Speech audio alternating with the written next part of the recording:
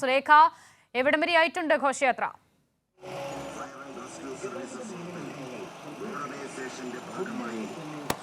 എന്തായാലും ഈ ഘോഷയാത്ര അതിന്റെ സമാപനത്തിലേക്ക് കടക്കുന്നു എന്നുള്ളത് തന്നെയാണ്. നമ്മളിപ്പോൾ ഇതാ ഓവർ ബ്രിഡ്ജ് കടന്നുകൊണ്ടിരിക്കുകയാണ്. ഇനി ഈ ഓവർ ബ്രിഡ്ജും കൂടി കടന്നാൽ അത് പഴവങ്ങാടിയാണ്, പിന്നീട് കിഴക്കേക്കോട്ടയാണ്. കിഴക്കേക്കോട്ടയിലാണ് ഘോഷയാത്രയുടെ സമാപനം നടക്കുന്നത്. അങ്ങനെ എത്രയും മനോഹരമായ ഈ ഘോഷയാത്രയ്ക്ക് ഇന്നിതാ സമാപനമാകുന്നു. ഓണം വാരാഘോഷത്തിന് ഇന്നിതാ സമാപനമാകുന്നു എന്നുള്ളത് തന്നെയാണ്. ഒരാഴ്ചക്കാലം നീണ്ടുനിന്ന ഒരു ഉത്സവാന്തരീക്ഷം അത് ഇന്നത്തോടുകൂടി സമാപിക്കുന്നു, തിരുവനന്തപുരത്ത് സമാപിക്കുന്നു എന്നുള്ളത് തന്നെയാണ്. സംസ്ഥാന സർക്കാർ എല്ലാ രീതിയിലും ജനങ്ങൾക്ക് ഈ ഓണം ആഘോഷിക്കുന്നതിന് വേണ്ടിയുള്ള എല്ലാ കാര്യങ്ങളും ചെയ്യുന്നതിനൊപ്പം തന്നെ ഇത്തരത്തിൽ അത് കുടുംബത്തോടു കൂടി ആഘോഷിക്കണം, ഇത്തരത്തിൽ ഉത്സവ ലഹരിയിലായിരിക്കണം ലക്ഷ്യം മുന്നിൽ കണ്ടുകൊണ്ട് തന്നെയാണ് സംസ്ഥാന സർക്കാർ ഇത്തരത്തിൽ ഓണം വാരാഘോഷം എന്നുള്ള തരത്തിലുള്ള ഒരു പരിപാടി സംഘടിപ്പിച്ചത്.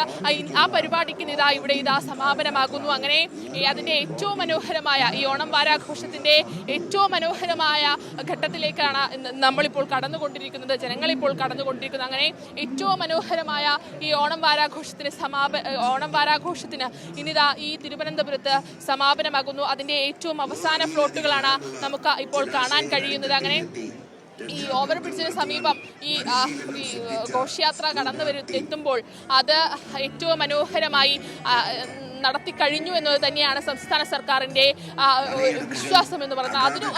അത് വിളിച്ചോന്നത് തന്നെയാണ് നമുക്ക് ഈ ദൃശ്യങ്ങളിൽ കാണുന്ന ഈ ആളുകളുടെ ഒക്കെ തന്നെയും പ്രതികരണവും ഒപ്പം ഈ ആളുകളുടെ ഒക്കെ തന്നെയും ഈ തിരക്ക് എന്ന് പറയുന്നത്.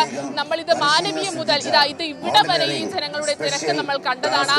ഒരു ഇഞ്ച് പോലും മുറിയാത്ത ജനപ്രവാഹം തന്നെയാണ് ഈ ഘോഷയാത്രയ്ക്ക് വേണ്ടി ഈ തിരുവനന്തപുരത്ത് ഉണ്ടായത്. അങ്ങനെ എല്ലാ രീതിയിലും അത് സംസ്ഥാന സർക്കാർ ഈ ഓണം അടിപൊളിയാക്കുമ്പോൾ അതിൽ ഈ ജനങ്ങളുടെ പങ്കാളിത്തം നമ്മൾ എടുത്തു പറയേണ്ടതാണ്. ജനങ്ങളുടെ പങ്കാളിത്തം മാത്രമല്ല, ഇതിൽ പോലീസിന്റെ പങ്കാളിത്തമുണ്ട്, അതിനൊപ്പം തന്നെ ടൂറിസം വകുപ്പിന്റെ പങ്കാളിത്തമുണ്ട്, ടൂറിസം വളണ്ടിയർമാരുടെ പങ്കാളിത്തമുണ്ട്.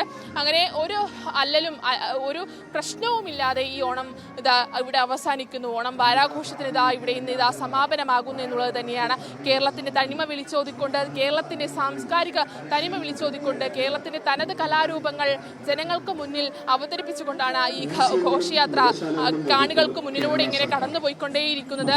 ഇതിൽ പറയേണ്ടത് ഒരു കാര്യം, നാനാത്വത്തിൽ ഏകത്വം എന്ന് പറയുന്ന ആശയം, അത് നമ്മൾ ഇന്ത്യയുടെ ആശയമായാണ് നമ്മൾ പറയുന്നതെങ്കിൽ ഈ കൊച്ചു കേരളം എന്ന് പറയുന്ന സംസ്ഥാനം ഇത് ലോകത്തിന് മുന്നിലേക്ക് ഇത് വിളിച്ചു പറയുന്നു. നാനാത്വത്തിൽ ഏകത്വമാണ് നമുക്ക് ആവശ്യം, അല്ലാതെ ഇത്തരത്തിൽ മറ്റ് കാര്യങ്ങളല്ല എന്നത് ഈ കൊച്ചു കേരളം ഈ ലോകത്തോട് വിളിച്ചു പറയുന്നു. വിദേശ വിനോദസഞ്ചാരികളടക്കം ഈ ഘോഷയാത്ര കാണുന്നതിന് വേണ്ടി കേരളത്തിലെത്തി എന്നത് തന്നെയാണ് ഇത്തവണത്തെ ഘോഷയാത്രയുടെ ഏറ്റവും വലിയ, ഈ ഓണം വാരാഘോഷത്തിന്റെ ഏറ്റവും വലിയ പ്രത്യേകത എന്ന് പറയുന്നത്.